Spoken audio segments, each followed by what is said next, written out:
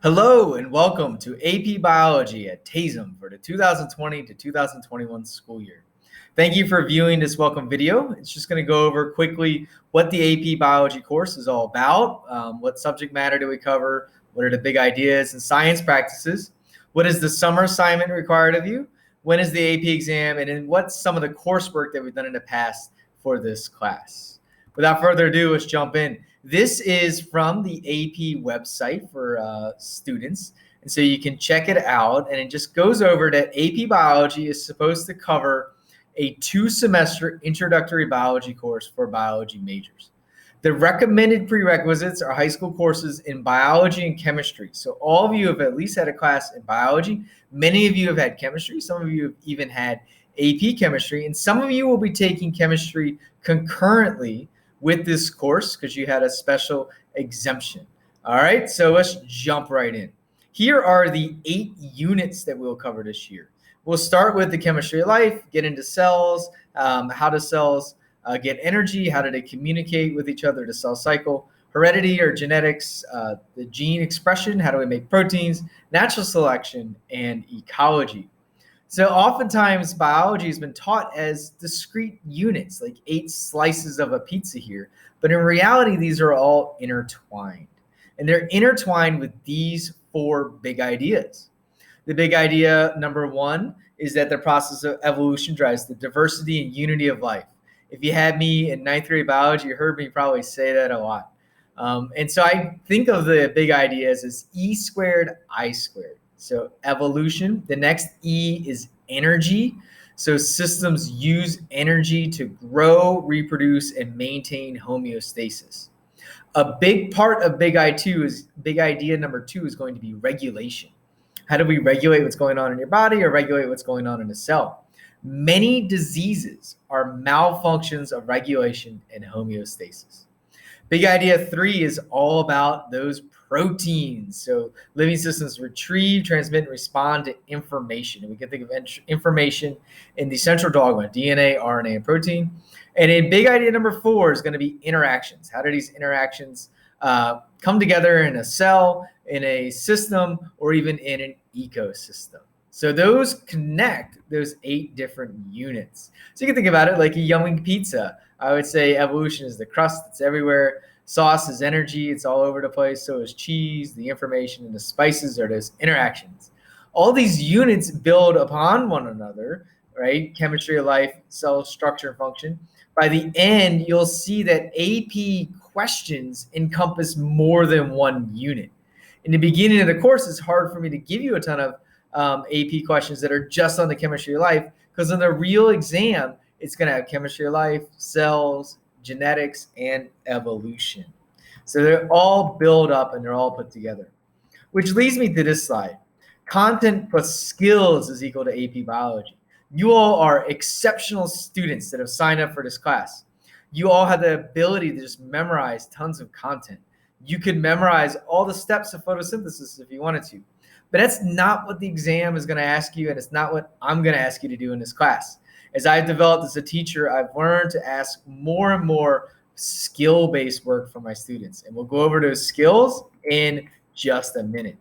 The content in this course is going to be from a micro to a macro perspective. What I mean by that is small, dealing with atoms and chemistry and macromolecules, to then the cell, and then from a cell to tissues and organs, and then bigger, and finally ending with ecosystem interactions. Whereas skills are going to be in each unit. So in each unit, we're going to put those scientific practices in there. Let's go through the 8 units really quickly. This would be the content. And so unit 1 is what you're going to look at this summer in the summer assignment. This might be challenging for you if you haven't taken chemistry yet. You'll notice that it goes by quick. The College Board recommends 5 to 7 class periods. That's it on the chemistry of life. So we're going to do it quick, fast and furious, but with a lot of fun. So it goes over water, how water has unique properties that allow for life on Earth, and then the biological macromolecules. And those macromolecules are sugars. So here's glucose, lipids. So here would be a triglyceride or a fat. You can also have phospholipids making the cell membrane, proteins, and DNA and RNA. All right. Unit 2 is all about the cell. And so we're still in a small area, but we've gone from things that aren't alive, such as atoms and molecules, and then combining many of those atoms and molecules together and exchanging energy makes something that's alive. So the cell is the smallest thing that can be alive. It can't be subdivided any further than that. And so we'll get into eukaryotes and prokaryotes, and we'll really get into how does the cell maintain homeostasis? How does it make sure that there's the right amount of water and nutrients inside of it? From there, we'll get into unit 3, which is cellular energetics. And so we'll start with enzymes, tons of fun labs with enzymes. We'll do some case studies on how poisons work. We'll then get into cellular respiration and photosynthesis, which you had in 9th grade biology here at TAISM. From there, we'll go into cell communication and the cell cycle. So how do cells talk to each other? By sending out proteins. And then what happens because of that? There's going to be reception, there's going to be some type of transduction, and then some type of response in the cell. We'll do some interactive case studies here with diabetes, cystic fibrosis, and other cell signaling pathways dealing with cancer. Then we go into heredity, many people's favorite unit dealing with genetics. We'll start with meiosis, the basis for genetics, the making of those sex cells, how they come together, and Mendelian genetics, and then non-Mendelian genetics, things like linked genes and how the environment can affect it. We'll then go into molecular gene expression. So how does a gene, which is a segment of DNA, code for a message which then codes for a protein? And so you've learned that in regular biology, but we'll get into how can that be regulated? How can it be modified, right? Remember that regulation is also a big theme. I would say it's like big idea number 5. How do systems regulate themselves? We'll then get into my favorite unit, which is evolution or natural selection. And from there, we'll go into how do populations split and then become different species, et cetera. And we'll get into how to infer and make these phylogenetic trees. And we'll do a lot of current day work with the SARS-CoV-2 virus, which causes COVID-19, and look at some phylogenetics for that. Unit 8, winding it up. And here's just a beautiful picture of Aman. We'll deal with ecology. There's some new parts to this with the Simpsons Diversity Index and some other pieces. And this is going to be a lot of fun, right? To see how organisms interact on a bigger scale, since we'll spend so much of the year inside a body within cells. Those are the units. There's 8 slices of the pizza. Now, what ties them together besides the big ideas are also going to be those skills.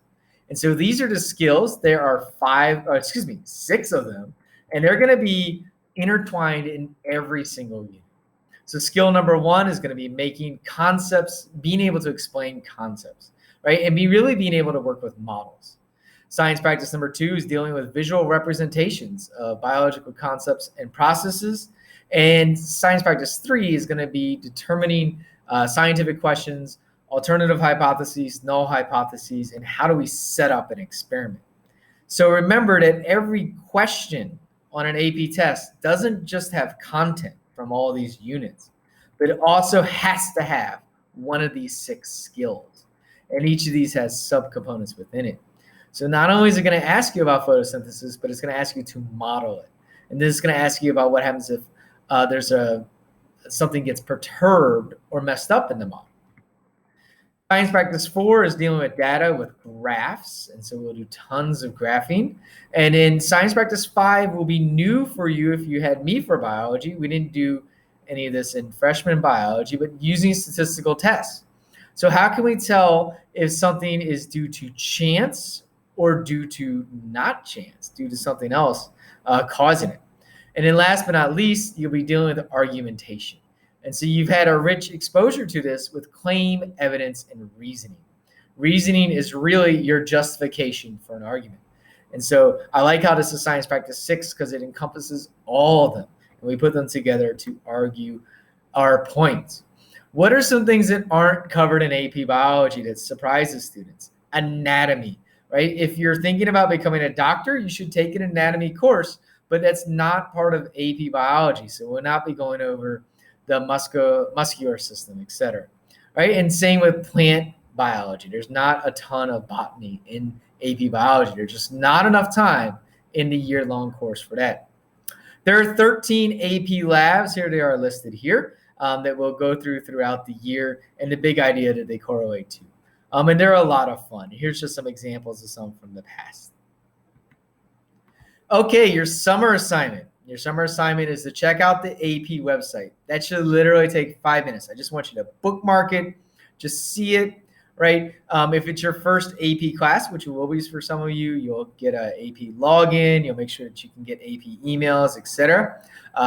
Mrs. Knudsen and Ms. Kelly will be working on that with you. After you check out the AP website, I want you to read chapters 1 through 5 in the Campbell textbook. I've given you a reading guide and sample questions for you to be able to answer. There's a lot that you can leave out in these chapters, things that you don't need to know. It's going to introduce you to the chemistry needed in biology. What is optional for the summer will be if you want some extra practice on Khan Academy, or if you want to get ahead on reading about biostatistics. Remember that biostatistics is part of that science practice number 5 right here. And so the reason I put that here is because it's new to many students in AP biology. So if you want to get ahead, you can read a primer I have on it. The Khan Academy stuff is good. Some of my highest performing AP students last year did a lot of Khan Academy, and they enjoyed it. You get mastery points for it, and it gives you good practice questions. And so you would be working on right here, the very first section of it, which is the chemistry of life. All right. In case you feel like you haven't had enough exposure to chemistry, I've made a video for you to kind of help catch you up to speed on it for the year. So this is what the summer assignment looks like. You've been emailed it, and it will be in Google Classroom available for you. All right. And so you're going to be able to check out the website. You're going to need to bring a computer or iPad to class, a calculator. Ignore that. That's a typo. And I would recommend a AP Bio prep book, but not required. And then here is the part about reading in the textbook and the Khan Academy and biostatistics. I'm available all summer long through email, and you can email me if you have any questions. Okay, your AP exam. As of right now, it'll be 50% multiple choice or 60 questions, and that's in 90 minutes. And then you'll have a 50% will be free response questions, and that'll be 6 questions within 90 minutes as well. So it's a 3-hour-long test. Practicing on the released AP questions is a great idea, and I will offer a mock exam in the spring. We'll do lots of questions in class. Remember, though, the AP exam is one measure of success, but the biggest measure of success is how do you do in the class, and how do you feel like you are learning? All right, some of the things we've done in the past include reading quizzes and really developing your note-taking ability, lab write-ups, data analysis, labs in CER formats, labs in lab report formats. Your tests will have content and skills in them. We'll usually have 2 units at a time on a test, and they always are going to have AP questions on them. And then one of the more popular things I do will be some case studies where you'll get to dive in and do university level research on a topic of your choice. All right, students, take care. Have a great summer, and I am looking forward to class with you.